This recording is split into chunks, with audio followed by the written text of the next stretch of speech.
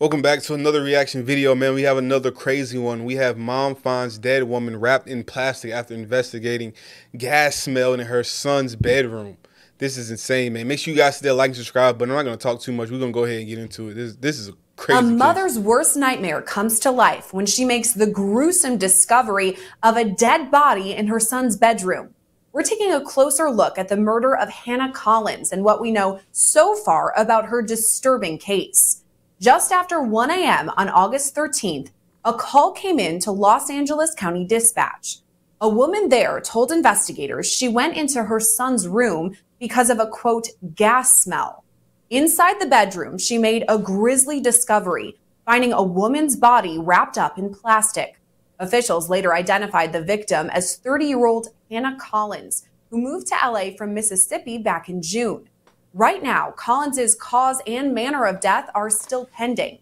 It's also unclear how long she'd been in the suspect's bedroom or whether she knew him at all. The identity of her alleged killer has not been released either. Investigators only describing him as a 26-year-old Hispanic man.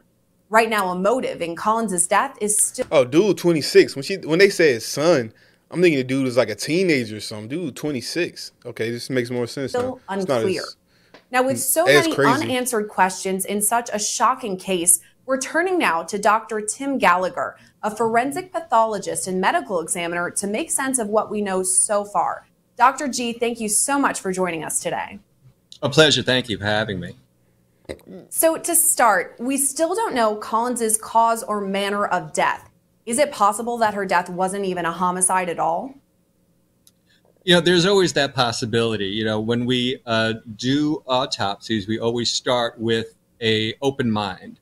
You know, so we have to allow for eliminating possibilities such as natural disease, such as an accident or suicide. You know, certainly if all of those things can be eliminated and the injuries are extensive enough, then we can rule in a homicide. But we need to go through the entire process before we come up with a cause of death and a manner of death. I think something that sticks out with this case, too, is that officials say her body was found wrapped in plastic. We're not sure how long she was in the room for. So would that plastic wrap help or hinder in the investigation that medical examiners have ahead of them? Well, the plastic wrap could mean a few things. You know, we have had cases in suicide where people had wrapped themselves up in duct tape, in plastic wrap, and in a material such as that. And we need to see to the extent by which she was wrapped up. Was she loosely draped? Was she tightly wrapped? All of those things play into determining what the cause of death is. Another important factor is we need to preserve the wrappings as well. Plastic is an excellent source of fingerprints and DNA transfer. So when we come to the scene, we need to be sure that we do not contaminate any of those materials. So one of the details we do know about this case is that the suspect's mother entered his room because she said there was a gas smell. What could that smell have been? Could it have been Collins's decomposing body? What type of gas, though? It certainly could have been. When a body decomposes, it produces a lot of the same byproducts as you would find in natural gas, such as methane gas, butane gas, propane gas. So a lot of those chemicals are released by the body in the process of decomposition. So it is not unlikely that somebody can detect that odor, and which would lead them to a decomposing body. Could the smell that the mother smelled, believing that it was gas, help medical examiners determine maybe how long she had been there or when she died? Well, certainly that is a major consideration when we do these cases. We need to determine the approximate time of death. And in determining the approximate time of death, we look at the extent of decomposition. We know that at certain temperatures, bodies decompose at a very regimented rate.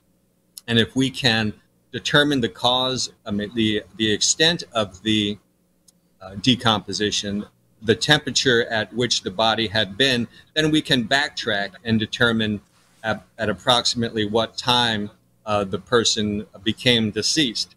And in doing that, we can establish a timeline and rule in and rule out certain suspects that may be involved in the crime. So as we're moving forward, what are the next steps for investigators as they determine whether her death was actually a homicide? You've alluded to several things here, but just as they're moving forward with this murder investigation.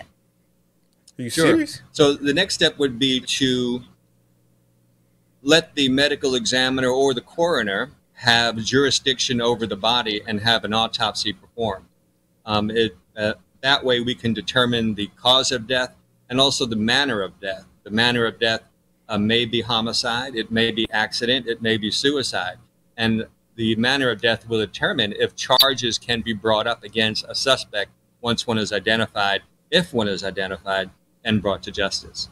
You found a dead body wrapped in plastic in a 26-year-old man's room. If I was to guess, I would guess it was probably a homicide. I'm pretty sure ain't nobody that his body just wasn't there. Let's be real. So on the other side of things, as we're talking about the suspect, what's next in terms of the investigation surrounding any suspects in the case?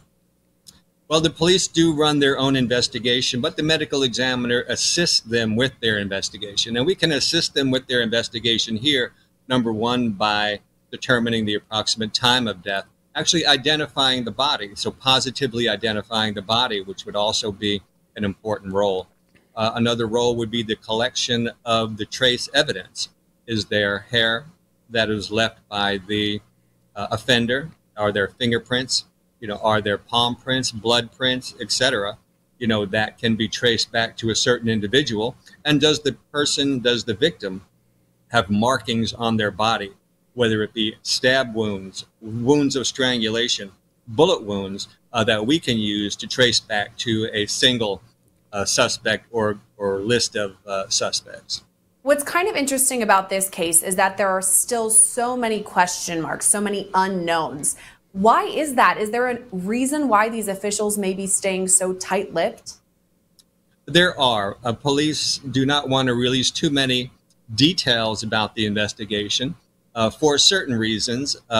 We want to make sure that when a suspect is identified, if there is one, that some of the information that is revealed at the crime would only be known by the suspect or the person offending on the deceased body or offending on the victim.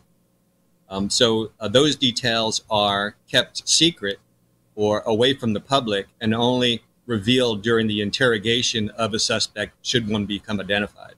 Yeah, again, still a lot of unanswered questions, but Dr. Tim Gallagher, thank you so much for shedding some light on this case that we're still working to learn a little bit more about. Well, my pleasure. Thank you for having me. So far, no arrests have been made in this case, but No arrests. You found the body in somebody's house in this woman's son's room. If I was to guess, if anybody was to be the first person you would look at, it would be the son who had the body wrapped in plastic in his room. Maybe it's something I'm missing. You guys can let me know in the comments, so make sure you leave a comment and leave me your opinion. But once again, thank you for watching. I'm out. Make sure you guys hit the like and subscribe button. Peace.